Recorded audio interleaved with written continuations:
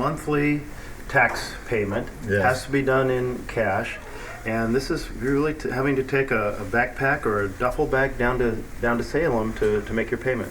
Yes, well, we don't have to pay it in cash. We'd really like to pay it with a check, but due to challenges with banking, we haven't been able to pay it with a check consistently. Hopelessly inefficient. I mean, you just think about what would happen to all of the businesses in the community if they were forced into this. And of course, there's a double inequity because you're paying unfair taxes. Marijuana industries are not able to deduct all their legitimate business expenses for tax purposes.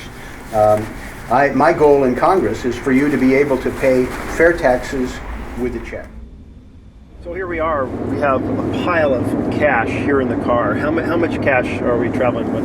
Yeah, between our two locations, we have close to $70,000 cash.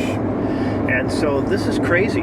This is from an ancient era. We're taking cash down to Salem because you're legally not allowed to use our banking system. Yeah, it's really unfortunate members in the cannabis business community aren't able to access banking like every other business.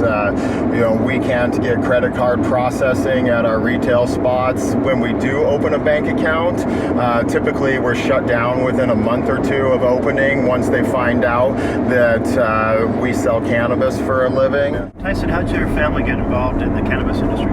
After working in the organic produce business for many years, my wife had a couple of back surgeries.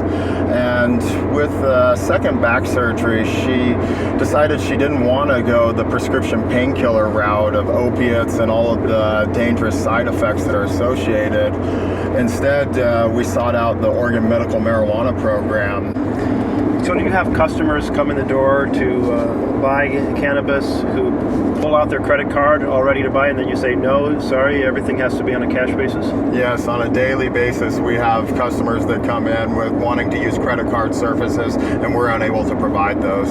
So isn't this pure cash economy an invitation to theft? Do you worry about getting robbed? I mean, here you're traveling down the road with this enormous pile of money in a backpack.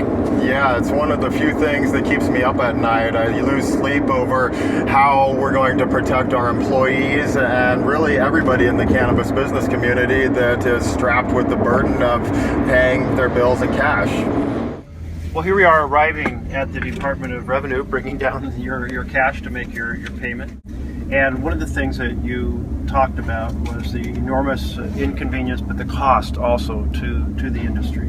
The cost for the retailers and certainly the cost for the state to handle all of this cash. So this is why I'm absolutely dedicated to changing the federal laws so that Oregon and other states won't have to go through this. Retailers won't have to go through it. The Department of Revenue won't go through it.